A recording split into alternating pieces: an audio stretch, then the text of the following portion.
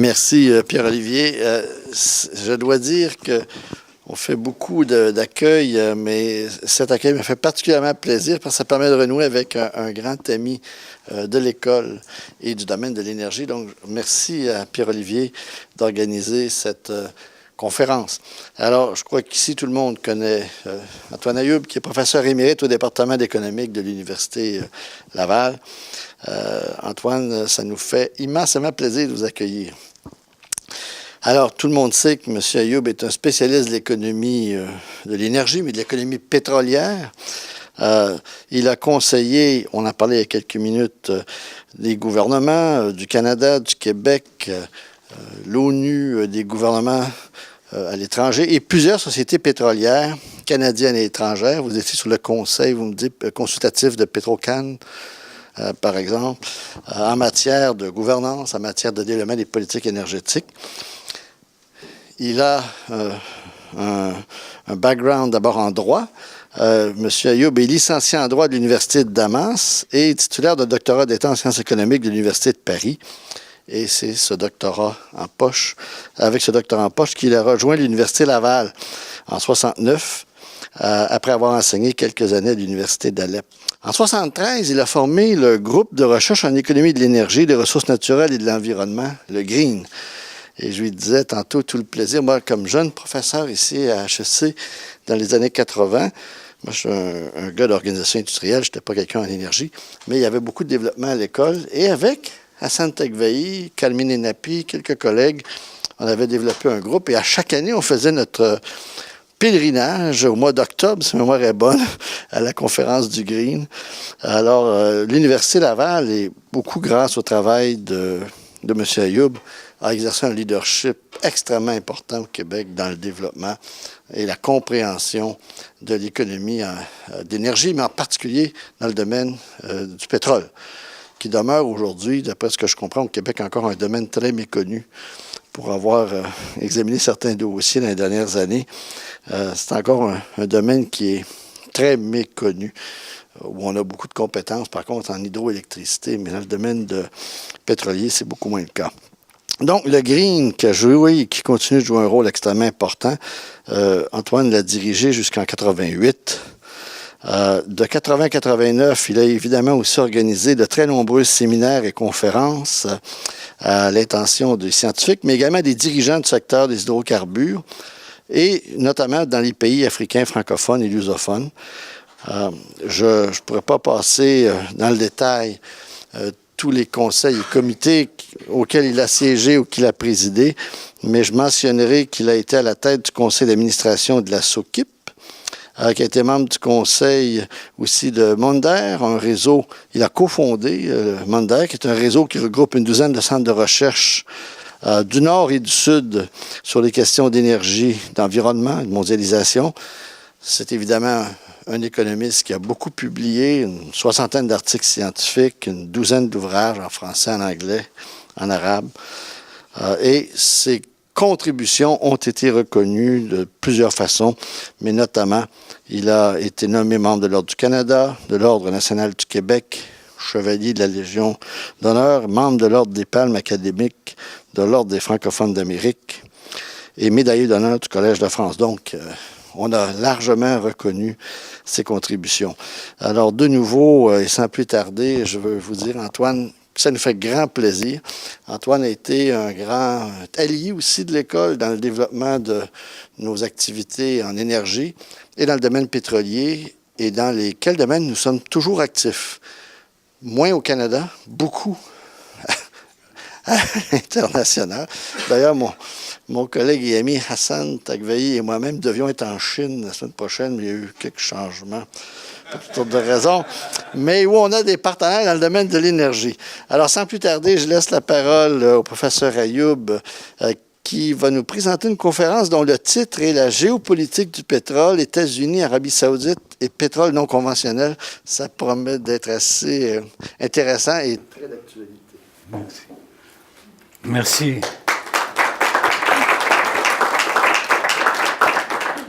Merci, monsieur le directeur.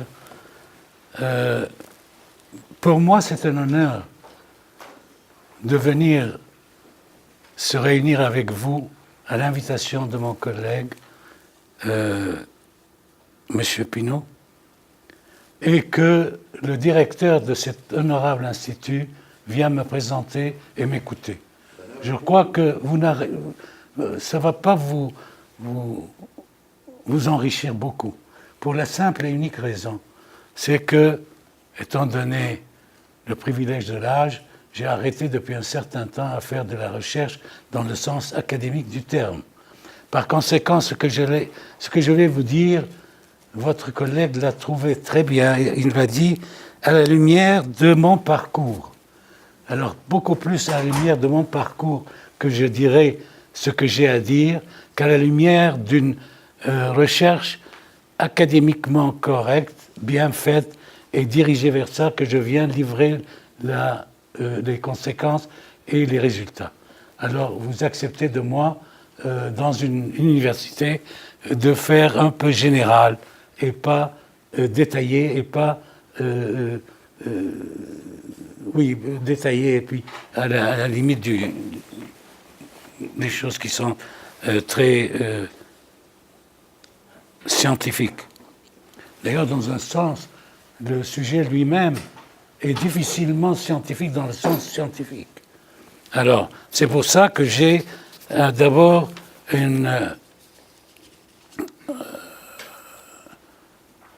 à faire une petite remarque avant de commencer.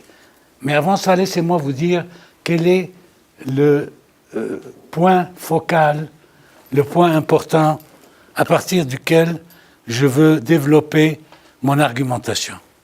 Ce point focal est le projet d'indépendance, Independence Project, des États-Unis. C'est un projet qui dure depuis une quarantaine d'années, depuis pratiquement la présidence de Nixon, qui est venue juste après Eisenhower, et que les États-Unis sont devenus tributaires, dans une certaine mesure, très peu, de l'étranger à partir de Eisenhower. Avant, ils étaient autosuffisants.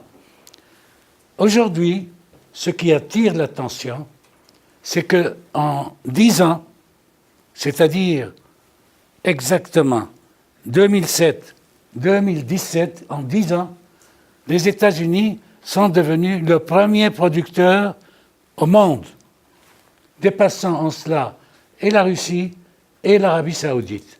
Chose qui est très importante en soi, et aussi à s'interroger sur les conséquences de ce changement. C'est pour ça que j'ai intitulé mon sujet « Continuité et changement ». Alors le changement, c'est ce changement massif pendant 10 ans que les États-Unis sont devenus le premier producteur au monde. Cela ne veut pas dire qu'ils ne sont plus des importateurs, attention, mais ils ont baissé leurs importations de presque, si je me rappelle, je regarderai dans mes papiers, de presque 6 millions de barils de jour, ce qui est vraiment très important. Mais ce qui correspond en même temps à 5 millions d'augmentation de barils de jour de la part de la Chine. Alors vous voyez l'équilibre entre tout ce monde, et de quoi est fait cet équilibre, et quels sont les problèmes qui peuvent être posés. Alors ceci étant dit, et face à cette nouvelle situation, plusieurs questions sont à l'étude. J'en ai choisi 3. Je ne peux pas tout devoir, j'en ai choisi 3. Et ces 3 constituent le plan de mon intervention. C'est à la manière française, il faut avoir un plan bien structuré. Une fois qu'on l'a appris, quand on est jeune, on le traîne jusqu'à la fin.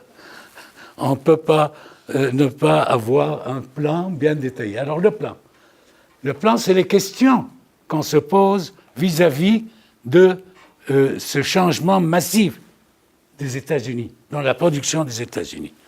Première question, quels sont les effets de ce changement sur les tenants et les aboutissants du fameux pic pétrolier qui dominait les analyses et les discussions il y a une dizaine d'années?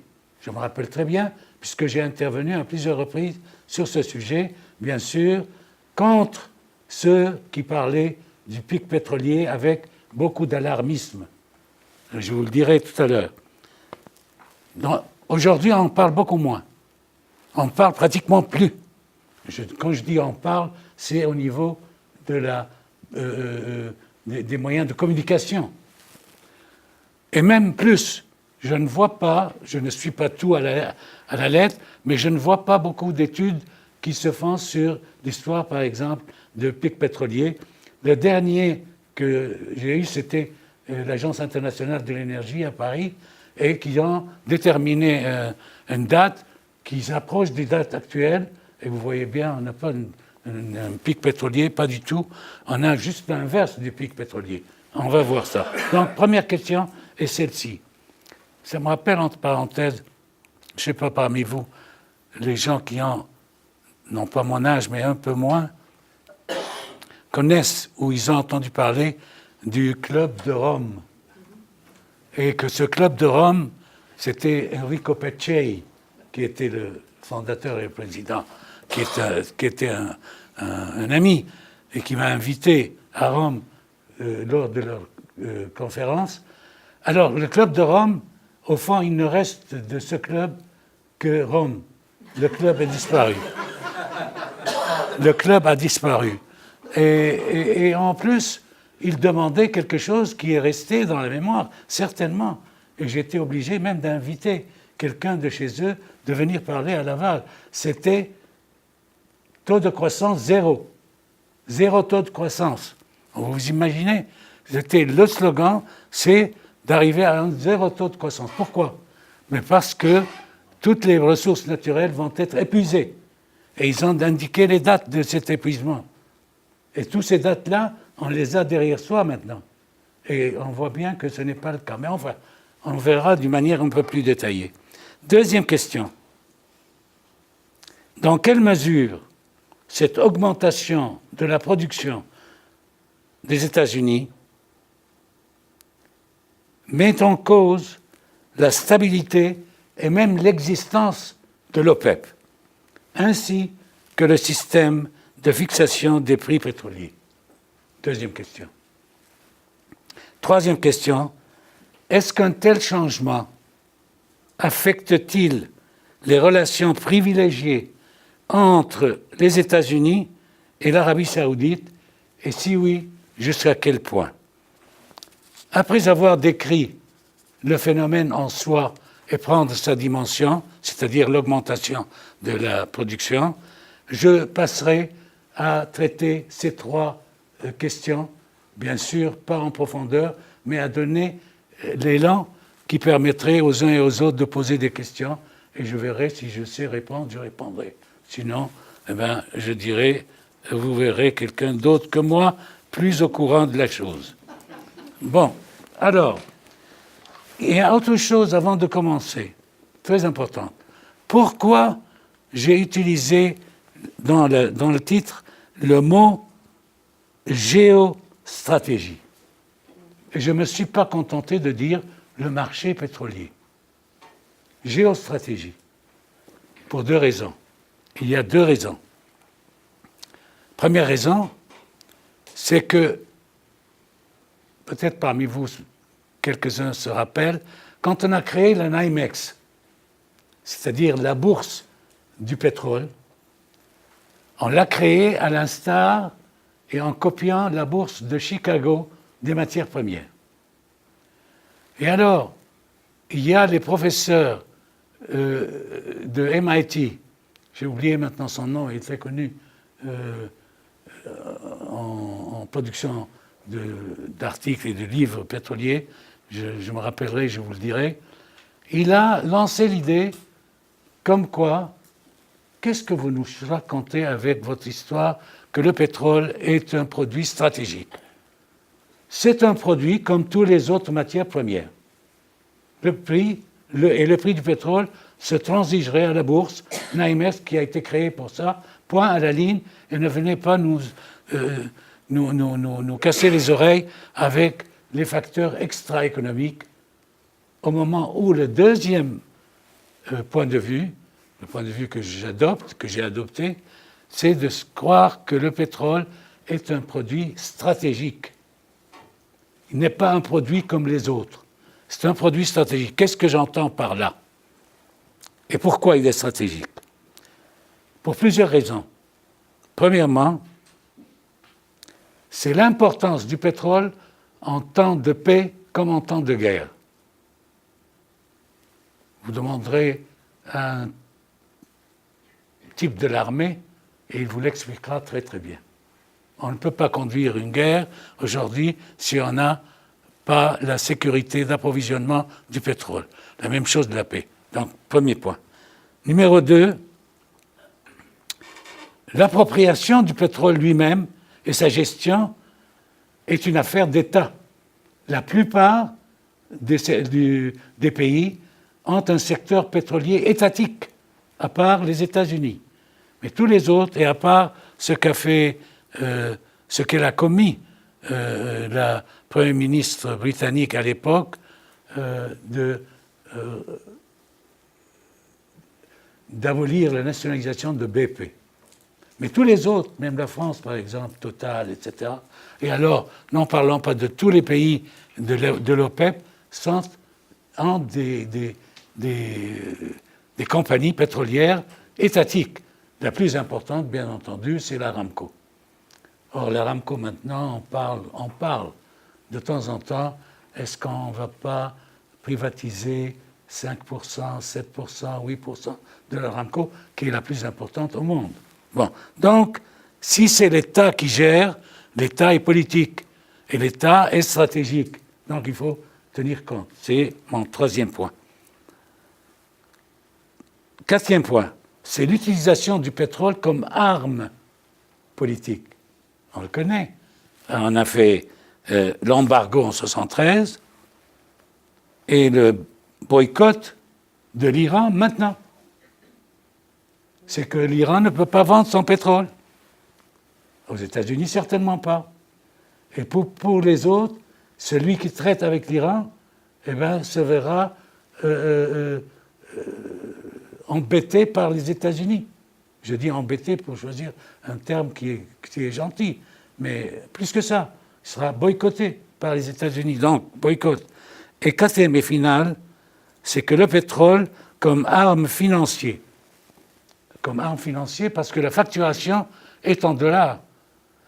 Il s'est venu à l'idée de Kadhafi, un beau matin, de demander, de facturer en euros et de se faire payer en euros. En demandant cela, on lui a indiqué directement que s'il le fait, c'est une situation de guerre. Qu'ils ont refusé, les Américains, d'accepter que le pétrole soit payé par de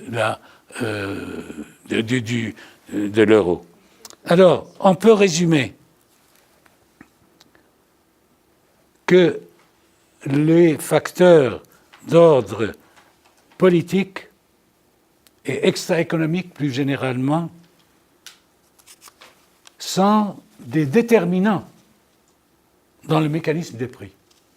Ceux parmi vous qui sont des économistes savent très bien qu'il ne suffit pas de dire prix, qui est la conséquence de l'offre et de la demande, comme vous le savez, mais qu'il faut aussi aller fouiller un peu du côté de l'offre et du côté de la demande les déterminants de l'offre et de la demande. Et les déterminants peuvent être économiques comme ils peuvent être extra-économiques. Voilà ce que j'allais vous dire comme entrée en matière. Alors, je passe maintenant à vous dire deux mots concernant le phénomène lui-même, c'est-à-dire le phénomène de l'augmentation de la production. Ou si vous voulez, le projet indépendance, comme je vous l'ai dit. En 10 ans, 2007-2017, la production du pétrole américain est passée, j'arrondis, 6 980 000, je dirais 7 millions de barils jour en 2007, à 13 millions, de 7 à 13 millions en 2017, soit une augmentation, encore j'arrondis, de 6 millions en 10 ans. Donc, la production a presque doublé. Comment ça s'est passé? Comment cela était possible au moment où le projet Indépendance a été un échec pour tous les présidents qui se sont succédés au pouvoir depuis Nixon jusqu'à Obama, jusqu'à même Trump. Trump n'a rien fait de spécial, n'a pas inscrit l'indépendance énergétique, tandis que tous les autres présidents ont inscrit le projet Indépendance dans le corps de leur système électoral. Même Carter, à l'époque, a dit le projet Indépendance, c'est l'équivalent d'une guerre. L'équivalent d'une guerre, tellement on en a besoin. Bon. Comment se fait-il que ça a marché au bout de 10 ans? Les États-Unis sont maintenant, je peux le dire, sont en pleine récupération du projet Indépendance. Encore 10 ans, et même avant, ils auraient effectivement complètement passé le test. Moi, je trouve, pour ne pas aller trop loin dans l'analyse, 2 facteurs très importants qui ont permis d'arriver à ces résultats. Premier facteur, c'est que le niveau moyen des prix, les prix à New York, parce qu'il y a plusieurs prix, alors ne vous compliquez pas la tête avec ça. Les prix WTI de New York pendant les 10 dernières années, la moyenne était approximativement de 60 à 70 $ le baril, en moyenne. Mais il s'est arrivé à 100, il a baissé à 37. Bon, mais je parle de moyenne. Cette moyenne-là est une moyenne qui permet des investissements dans les pétroles nouveaux. Le pétrole nouveau, il est de 2 sortes. Le pétrole classique, mais nouveau, qu'on a obtenu en faisant des explorations, et en faisant des explorations vraiment très développées, parce qu'on a cherché des mécanismes et une technologie nouvelle pour pouvoir aller forer très très loin dans le sous-sol, ou forer en mer, ou faire une 2e ou 3e ou 4e récupération des puits pétroliers. Et deuxièmement, c'est le pétrole venant du schiste. Alors ça, bon, on avait besoin d'un prix rémunérateur au moins. Rémunérateur sans être exagéré. On l'a eu. Et, numéro 2, donc, prix moyen permettant de faire des investissements dans la substitution, pas dans l'augmentation de la production. Et deuxième point, c'est l'amélioration technologique. Ce que je vous disais rapidement, elle est importante dans le domaine de l'exploration et de la production, ce qui a permis de s'adapter dans les périodes des baisses des prix. C'est-à-dire quand les prix baissaient, on ne sortait pas du marché. On y restait en attendant mieux, mais on pouvait y rester sans faire faillite. C'est ça ce que je veux dire. Alors, vous avez par exemple le cas du Brésil qui a fait des avancées énormes parce que sur le plan de la technologie a permis d'exploration au Brésil, chose qui n'était pas de ce monde. Bien. Alors, cette augmentation de la production intérieure, sans éliminer les importations américaines, les États-Unis importent toujours, mais mettez-le en tête dès maintenant, elle importe 0 de l'Arabie saoudite. Elle n'importe pas d'Arabie saoudite. Elle importe du Canada 17% de ses importations. Je ne veux pas rentrer, parce que ce n'est pas mon sujet, concernant le Canada et comment le Canada-États-Unis et comment se défaire des quantités importantes du pétrole canadien au moment où vous connaissez tout ce qui se passe concernant les tuyaux, ou est-ce qu'on les amène par camion ou par le train, etc., etc. Le problème, c'est le problème de pouvoir dégager ce pétrole nouveau. Mais ça, c'est le problème canado-américain, on verra après. Donc, sans éliminer les importations, il les a quand même réduites à 6 823 000 barils jour, soit la moitié environ de ce qu'elles étaient en 2007. En 2007, les États-Unis importaient presque 14 millions de barils jour. Aujourd'hui, elles importent 6 823 d'importation. La Russie, puisqu'on va dire deux mots, la Russie produit 11 257 000 barils jour, consomme 3 224 000 et il reste 8 millions à l'exportation. L'Arabie saoudite produit, je arrondis, 12 millions, c'est pour vous mettre dans l'image, 12 millions et consomme 4 millions et livre à l'importation à peu près ce que fait la Russie, c'est ex aequo la Russie et l'Arabie saoudite dans les environs de 8 millions. J'ai oublié de vous dire, pour les États-Unis, la production intérieure est de 13 millions et la consommation intérieure est de 20 millions. La différence est de 7 millions qu'on doit aller chercher de l'étranger. Bien. Il demeure que l'Arabie saoudite est le premier pays exportateur du monde, sans être le premier pays producteur, suivi de la Russie. L'augmentation de la production des États-Unis dégage une quantité équivalente pour le marché mondial. C'est cette quantité-là que, je vous l'ai dit au départ, que la Chine, essentiellement, est venue absorber son déficit en termes pétroliers. Donc, les États-Unis sont devenus de moins en moins dépendants du pétrole étranger et la Chine est devenue de plus en plus dépendante du pétrole étranger. Vous voyez l'équation? C'est entre la Chine et les États-Unis.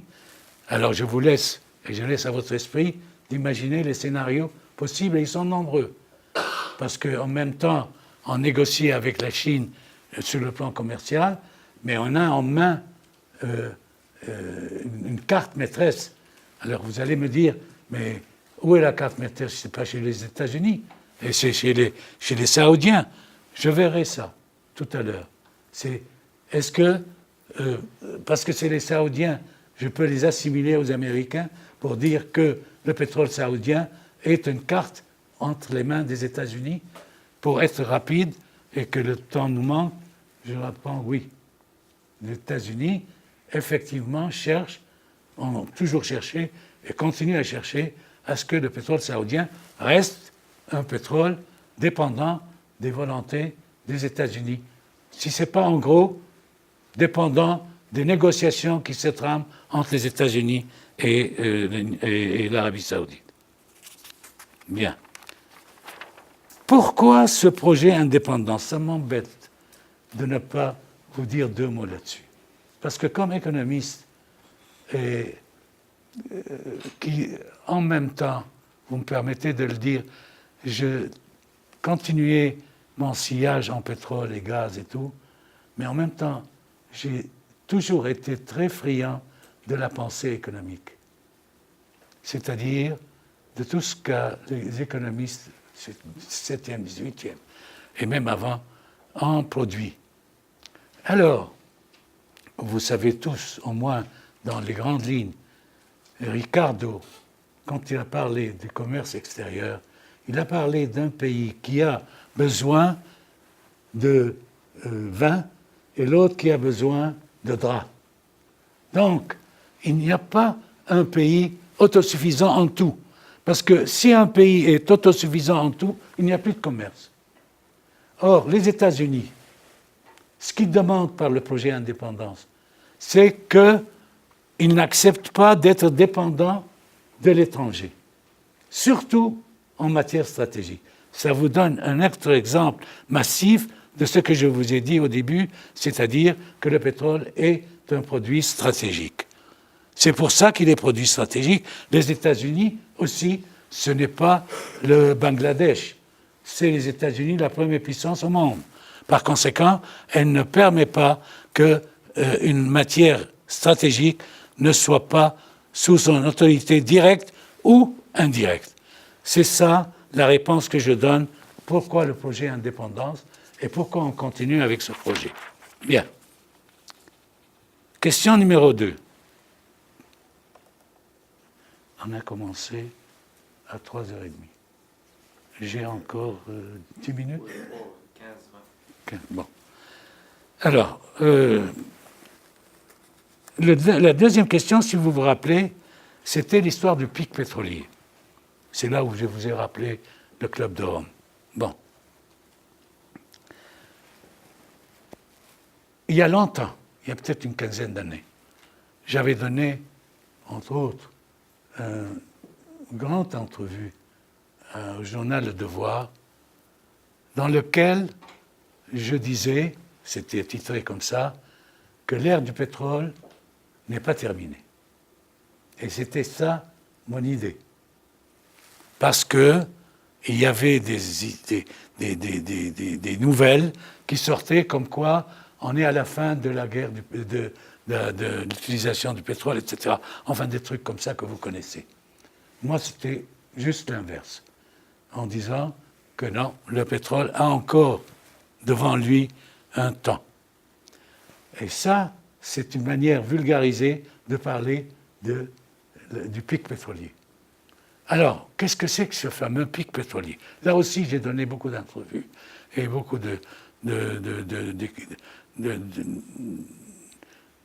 d'articles, d'expositions devant des congrès, etc., etc. Qu'est-ce que c'est ce pic pétrolier? En simple, mais c'est important de le savoir. Le pic pétrolier, c'est une courbe en forme de cloche, dont l'asymptote indique, quand on va à droite de l'asymptote, qu'on est en train d'assécher petit à petit le produit qui est par définition produit non renouvelable. Le pétrole est un produit naturel non renouvelable. Parce que pour le renouvelable, le pic pétrolier, ça ne sert à rien. Parce que chaque année, vous renouvelez, c'est comme l'agriculture. Tandis que là, effectivement, chaque puits, on peut lui dessiner une courbe en forme de cloche, à condition de connaître, d'abord de dimensionner qu'est-ce que j'ai dit?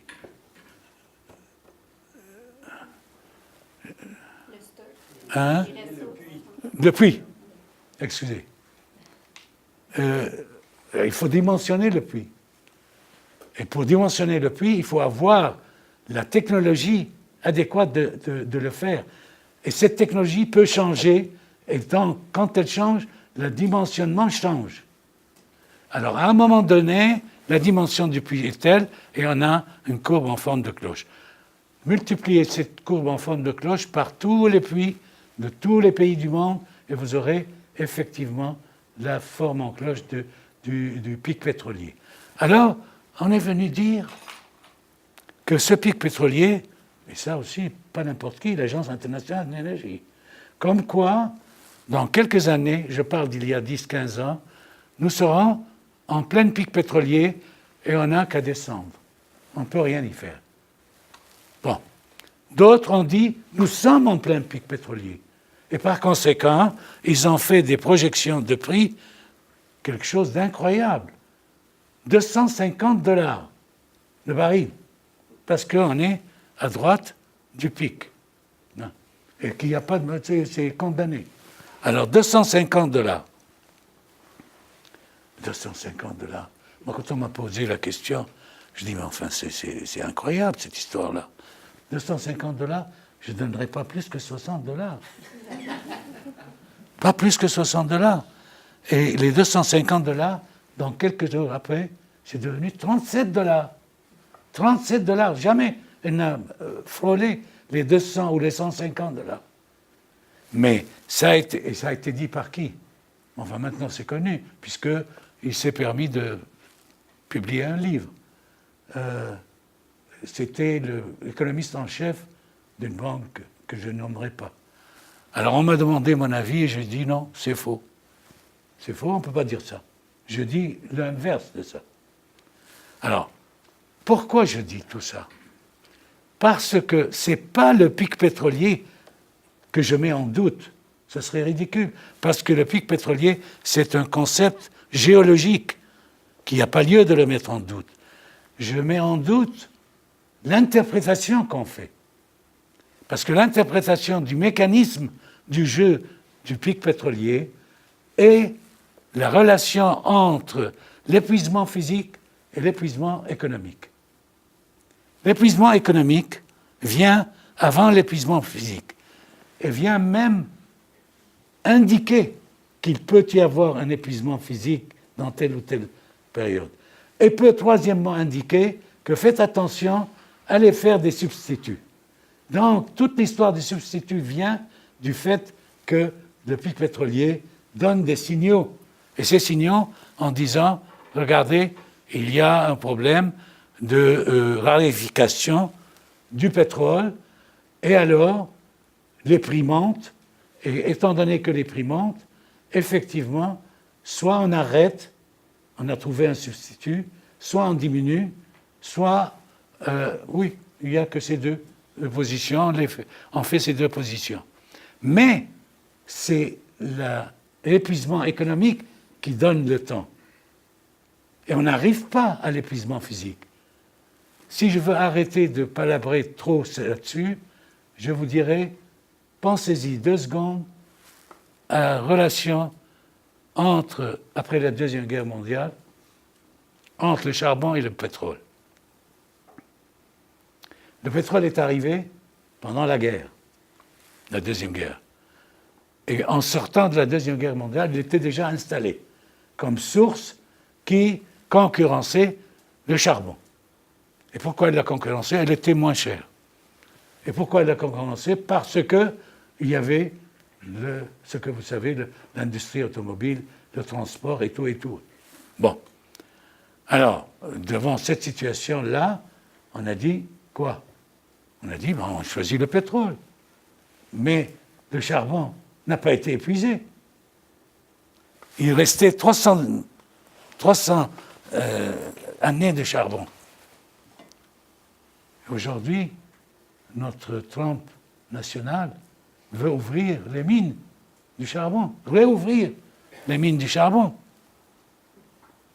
Parce que, avec le prix du pétrole, et comme lui ne croit pas à l'histoire de l'environnement, et comme en plus il a quitté l'accord de Paris, alors effectivement, moi ça ne m'étonnerait pas qu'il donne son avis que vous pouvez ouvrir les mines du charbon, parce que tout ce que nous racontent les environnementalistes, c'est du vent.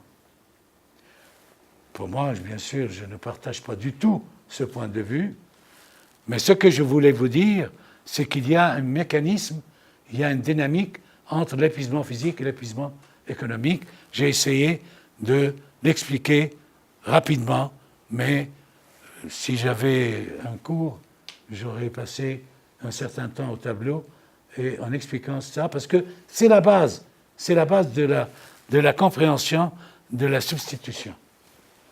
Bien. Alors, le pétrole n'est pas près de sa fin pour un autre indice aussi que j'ai fait remarquer, j'ai attiré l'attention là-dessus. C'est R sur P, de ressources sur la production. En 1973, il y avait 30 ans de pétrole. En 1973. Au moment où je vous parle, c'est devenu 50 ans. Il y a 50 ans de pétrole. Il y a des pays qui ne produisaient rien du tout, mais qui produisent maintenant. En Afrique, par exemple. Et des pays qui produisent, ou des pays qu'on ne sait même pas quels sont leurs états de réserve. Je prends un exemple massif un jour qui va étonner le monde, c'est l'Irak. Mais l'Irak, on n'en parle pas parce qu'il est encore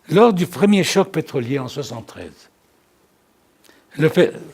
je parle de 1973 comme si c'était quelque chose de super connu et tout, mais c'est tout simplement le privilège de l'âge, parce qu'en 1973, effectivement, j'avais lancé les études en économie de pétrolier, même avant, en 1970, et notre premier colloque a eu lieu en 1973 à Québec.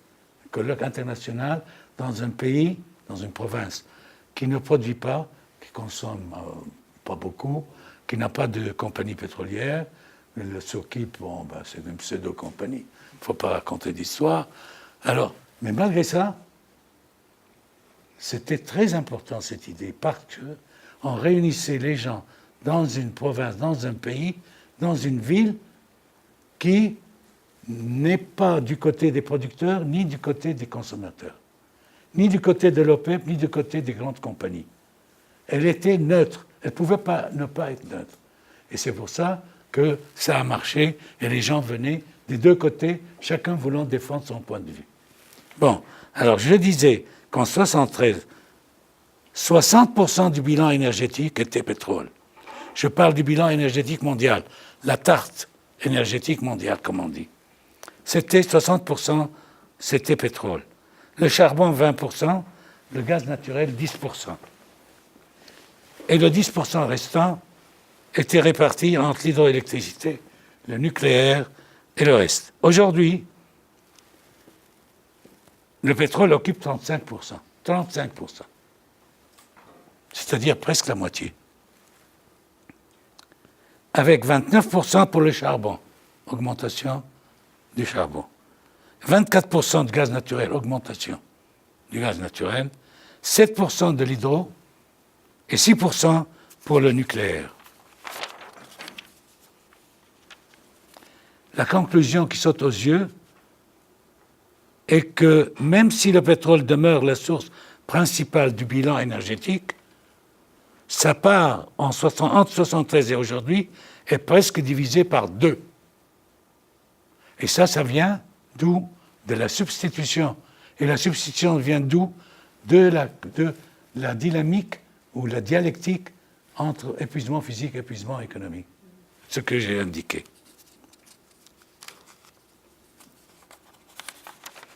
Bon, venons-en à ce que vous attendez de moi certainement, c'est-à-dire à parler des relations entre les États-Unis et l'Arabie saoudite. Bien. L'augmentation de la production américaine d'environ, comme on a dit, 6 millions de barils de jour, fait diminuer la dépendance. Ça, c'est un fait. Du pétrole étranger, du même montant, c'est-à-dire 6 millions.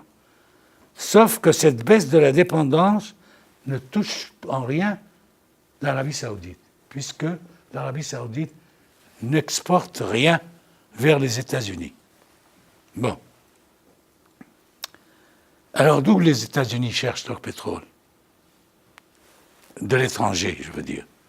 Du Canada, et mon fils, pas celui qui est avec moi aujourd'hui, mais celui qui est à Bruxelles, m'a fait la remarque qu'il faut parler du Venezuela. Effectivement, ça vient du Venezuela. Et le Venezuela, je n'ai pas besoin de vous dire, vous écoutez les nouvelles, c'est effectivement un État dans une situation très grave. Et on ne sait pas ce qui va se passer. Donc, c'est un point d'interrogation. Mais ce n'est certainement pas l'histoire de l'Arabie saoudite. Par conséquent, on peut être tenté de penser que les relations très serrées entre l'Arabie saoudite et les États-Unis, qui dominaient les 80 dernières années, l'accord de Ghansi, doivent tendre à devenir négligeables. Or, ce n'est pas du tout le cas. Et le pourquoi, c'est parce que les États-Unis ont la Chine de l'autre côté. Et la Chine a besoin du pétrole saoudien. Et les États-Unis ne veulent pas que la Chine aille vers le pétrole saoudien directement, c'est-à-dire contrôle le pétrole saoudien. Les États-Unis cherchent à faire durer leur contrôle du pétrole saoudien, indirectement, mais quand même directement, et avec le président Trump, là, il n'y a pas de problème. Et il a dit, si vous n'acceptez pas, en 2 semaines, vous êtes effacé. Il ne prend pas des gants. Mais c'est pas vrai. C'est pas vrai. S'il fait cette bêtise, il ne sait pas sur quoi il s'ouvre. Parce que les gens qui parlent de l'accord de Guernsey entre le roi Abdelaziz, le fondateur du royaume, et Roosevelt sur le bateau Guernsey, c'est pas seulement venez nous défendre et on vous privilégie au point de vue pétrole. Non, pas seulement ça. Dans le procès verbal, il est dit que le roi Abdelaziz lui a dit que nous, on a aussi des conditions d'ordre politique. Si on n'est pas satisfait, ça ne nous fera rien de revenir à l'état d'origine, c'est-à-dire des Bédouins dans le désert. On n'avait pas de pétrole pendant des centaines d'années. On n'aura pas de pétrole. Et l'autre, il a compris le message. Et ainsi, les relations entre les États-Unis et l'Arabie saoudite n'est pas une relation seulement de donner ordre et tout sera fini.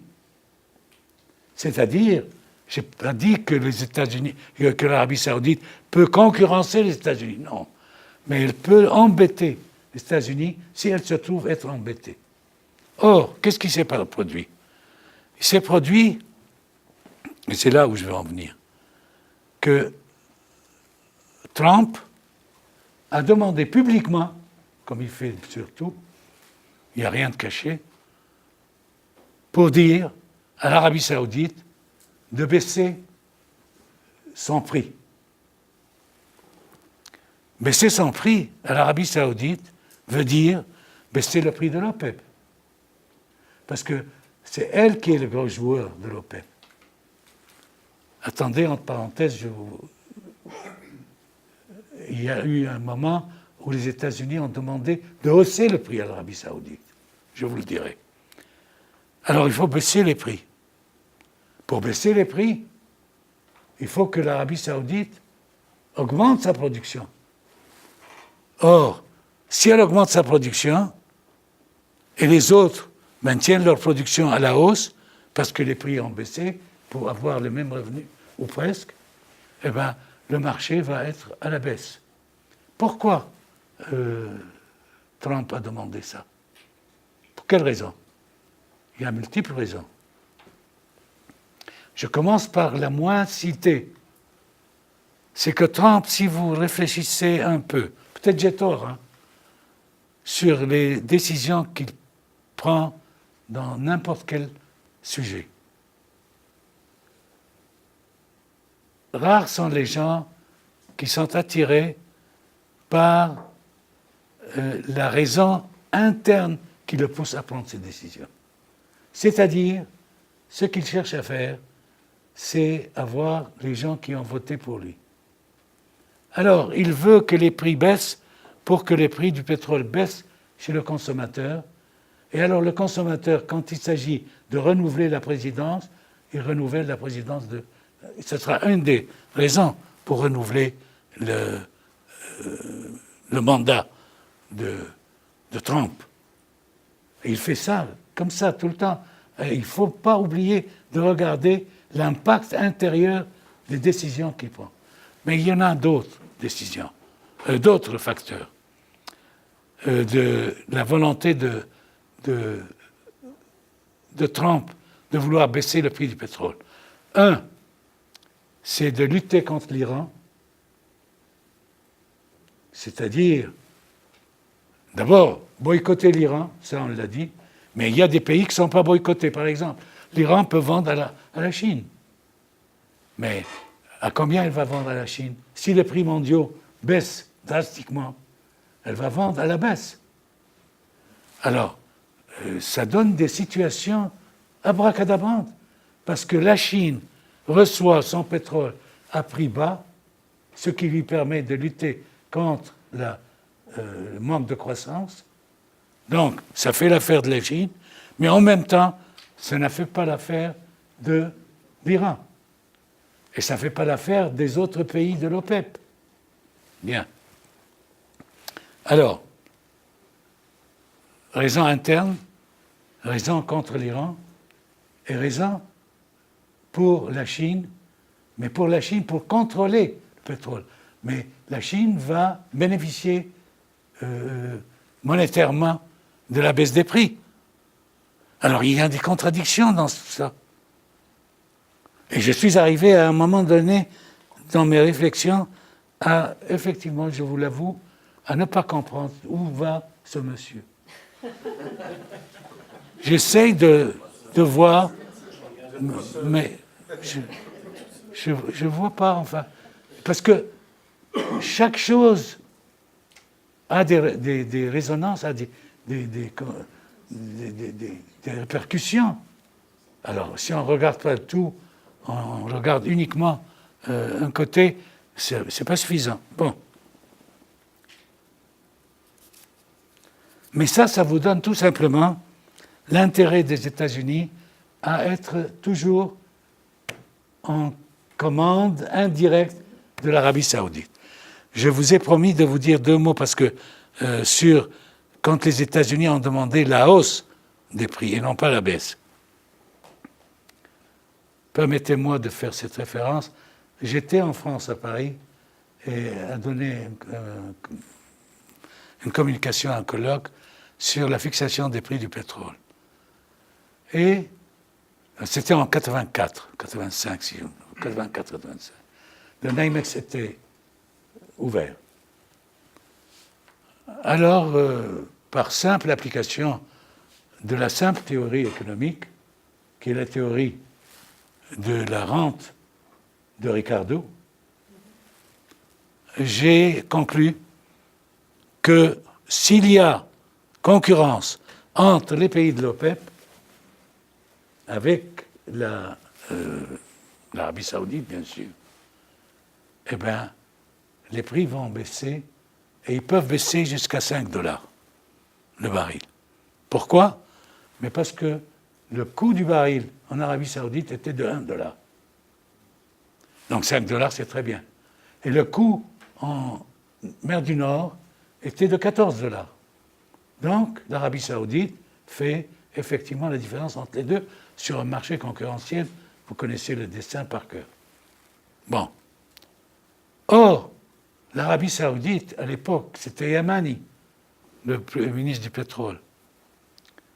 Yamani a accepté à un certain moment, parce que les autres membres de l'OPEP se donnaient des coups en bas de la ceinture en augmentant leur production jusqu'à leur pleine capacité. En faisant cela, ils faisaient baisser les prix. Alors Yamani a dit, l'Arabie saoudite a dit, je prends sur moi, battez-vous, je suis l'offreur marginal. Je viendrai en dernier lieu. Il a fait ça pendant plusieurs mois, à telle enseigne que l'Arabie saoudite, et Yamani a dit au roi, l'Arabie saoudite est devenue déficitaire. Elle n'arrivait pas à financer son budget. Parce que de 8 millions de barils, elle produisait 2 millions. 8 à 2 millions, c'est beaucoup.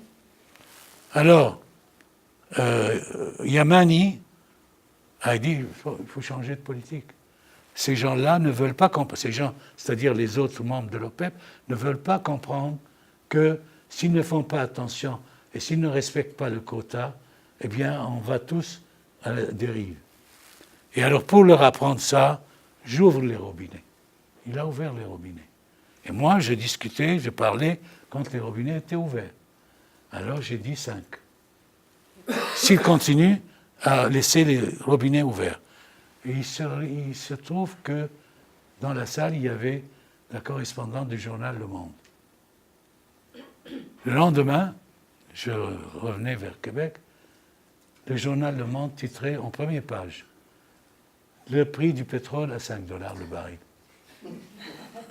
Un professeur qui nous venait de, je ne sais plus, de Québec, une université qui s'appelle Laval, a pronostiqué que le prix du pétrole serait à $5. Il est arrivé à 7. Je n'étais pas très loin. Alors les téléphones n'ont pas arrêté à Québec pour me dire comment tu as fait. J'ai fait tout simplement une application très bête de la théorie de Ricardo. C'est tout. Alors vous me direz, mais qu'est-ce qui s'est arrivé avec Yamani et avec l'Arabie Saoudite et avec les États-Unis? Eh bien, le père Bush a été vice-président de l'acteur du cinéma. Comment il s'appelle? Reagan. Eh bien, il était le vice-président de Reagan. Il lui a envoyé directement en Arabie Saoudite pour dire arrêtez le massacre. Et du jour au lendemain, Khomeini est rentré à son bureau, il a trouvé sa lettre de démission sur le bureau, il a quitté son poste, et l'Arabie Saoudite a fermé les vannes. Et les prix ont commencé à monter jusqu'à $50, $60. Donc, le comportement des États-Unis vis-à-vis et de l'Arabie Saoudite et de l'OPEP, mais surtout de l'Arabie Saoudite, est un comportement qui peut un jour être à la baisse des prix et un jour être à la hausse des prix, dépendamment des intérêts des États-Unis dans la question. Et l'Arabie Saoudite doit obtempérer. Sauf que, c'est ça ce qui m'a attiré l'attention, là, il y a quelque temps, il y a quelques semaines, quand Trump a demandé que l'Arabie Saoudite baisse ses prix, l'Arabie Saoudite n'a pas obtempéré. Je vous laisse avec ça. L'Arabie Saoudite n'a pas obtempéré. Et même est allé à l'OPEP et il a dit oui, j'accepte 800 000 de baisse de production. La Russie est d'accord. Et la Chine, je ne sais pas si vous avez remarqué les relations qui commencent à se chauffer entre l'Arabie Saoudite et la Chine, l'Arabie Saoudite et la Russie. Avant, la Russie était le diable pour l'Arabie Saoudite, pour des raisons idéologiques. À l'époque des communistes, n'en parlons pas. Et même après, avec la Chine, c'est pareil. Alors là, je vous dis, je ne sais pas comment, surtout, j'aggrave mon cas, que l'Arabie Saoudite a besoin des États-Unis maintenant, avec tout ce qui s'est passé, avec cette histoire du journaliste et avec tout ce qui se passe, que vous connaissez, pas la peine de répéter, et avec la position de MBS,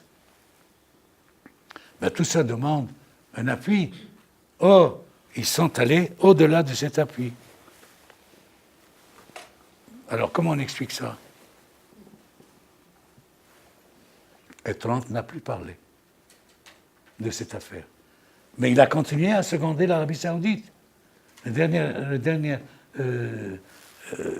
nouvelle, hier, c'était « Oui, on soutient l'Arabie Saoudite ». Et sans Pompidou, voilà, pas Pompidou, Pompeo, eh bien, il a dit, il est allé en Arabie Saoudite, il a vu le roi, il a vu le vice-roi, et puis il a dit « Oui, on les croit, ils vont faire une enquête en bonne et due forme, etc. etc. » Par conséquent, ce que je vous ai dit, que l'Arabie Saoudite n'a qu'à obtempérer, eh bien, cette fois-ci, n'a pas obtempéré. Qu'est-ce qu'il attend?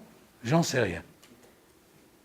Parce qu'avec Trump, je ne sais pas ce qu'il peut faire. Il peut changer d'avis. Bon. Alors, l'Arabie Saoudite est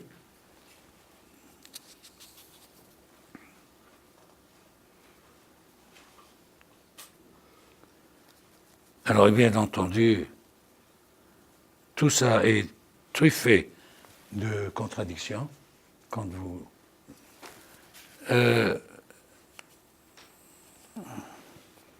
j'arrive à la conclusion. Parce que c'est beaucoup. Nous nous trouvons dans une période de transition entourée et traversée par des contradictions, ce qui rend très difficile la prévision, ce qui est en soi ouvre la porte aux perturbations ainsi qu'aux spéculations boursières. Alors on n'arrête pas de me demander comment se fait-il que le pétrole a baissé, il va baisser encore, est-ce qu'il va monter, pourquoi tu n'achètes pas à la bourse? Je n'ai jamais acheté rien du tout à la bourse. Mais je ne peux pas répondre à ces questions.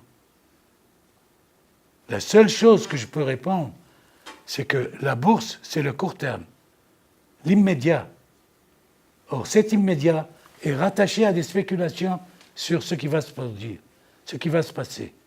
Je vous ai dit ce qui va se passer. Quelle relation, comment ça va être traité en bourse, ça, je ne sais pas. Mais il me semble, mais ça je le dis pour ne pas me frustrer d'abord et frustrer ceux qui m'écoutent. Moi je crois qu'on va rester dans les zones de 60 à 70 $ le baril pour permettre à tout ce jeu de marché de fonctionner comme il a fonctionné. Je vous remercie de votre attention et j'attends votre réaction.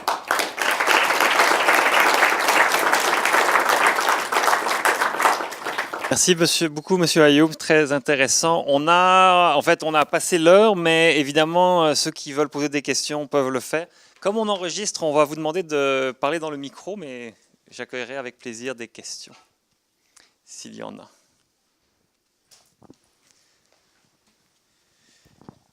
Bonjour, Monsieur Ayoub, merci beaucoup pour votre présentation. Il y a une théorie qui passe, avancée par McLean il y a quelques années, que la Chine se sert de la chute du prix et de l'accord de Paris pour baisser la valeur des sables bitumineux canadiens pour ensuite les acheter. Croyez-vous que cette théorie a du legs? Moi, je dirais que tout acheteur de n'importe quoi, il attend que les prix baissent pour acheter. Par conséquent, si la Chine vise les sables bitumineux du Canada, effectivement, elle préfère les acheter à prix bas qu'à prix haut. La question est, si elle les achète, est-ce que les prix vont demeurer bas ou est-ce qu'ils vont hausser? S'ils demeurent bas, elle n'aurait rien fait. C'est pour ça que... Et puis, si elle veut ça, il y en a d'autres qui veulent autre chose. C'est une affaire de concurrence. Je ne vois pas pourquoi, au Canada, les compagnies qui produisent des sables bitumineux vont venir vendre à perte et ne pas continuer si les prix... C'est pour ça que j'ai parlé de 60-70 $. À 60-70 $, bien, on ne fait pas surenchère pour venir vendre, débarrasser le plancher. On reste.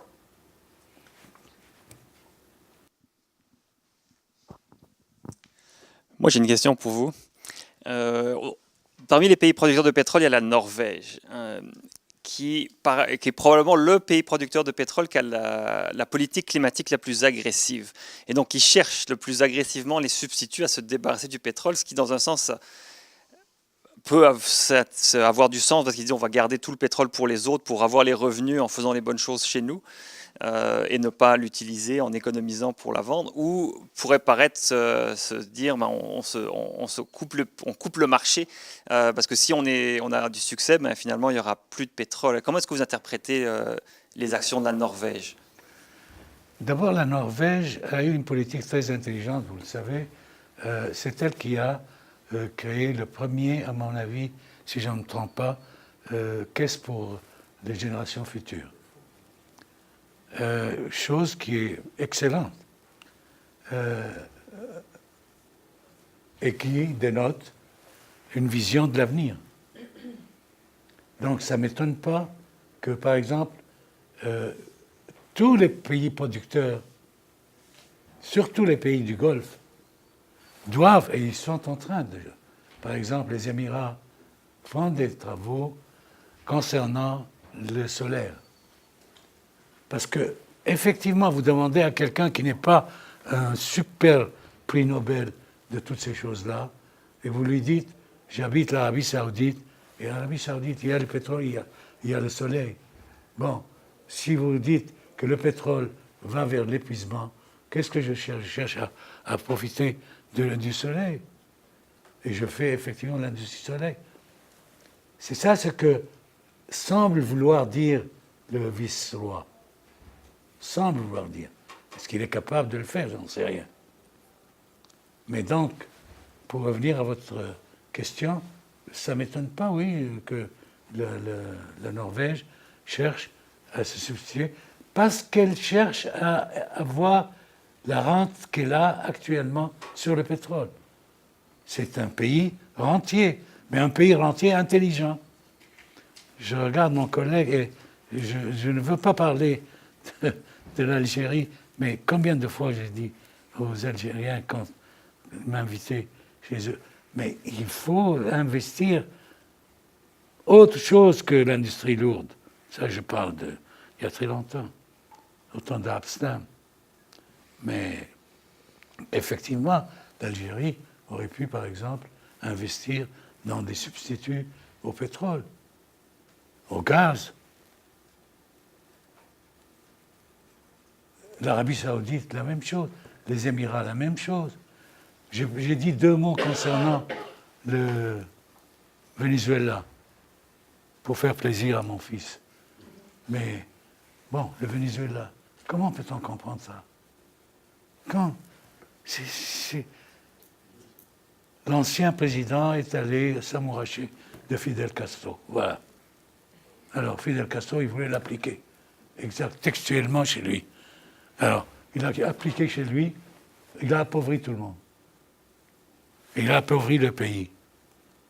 Et en appauvrissant le pays, le Venezuela, qui aurait pu effectivement faire des pas en avant, et se retrouve dans une situation vraiment d'un pays sous-développé.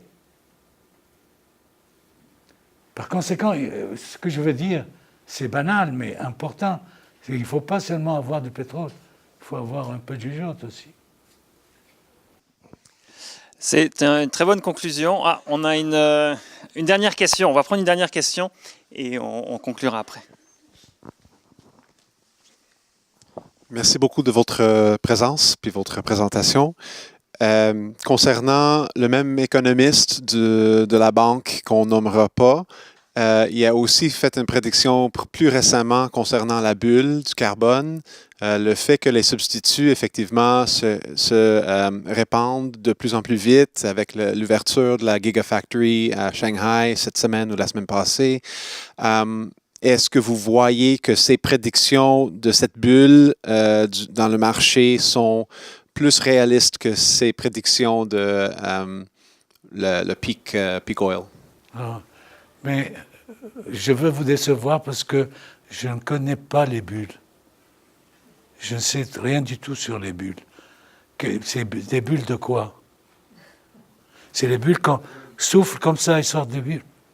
Mais c'est la surévaluation des actifs des compagnies pétrolières dans le monde qui fait en sorte que... bulle boursière. Voilà. Ah, ok. Non. Non, je ne crois pas ce monsieur. Voilà.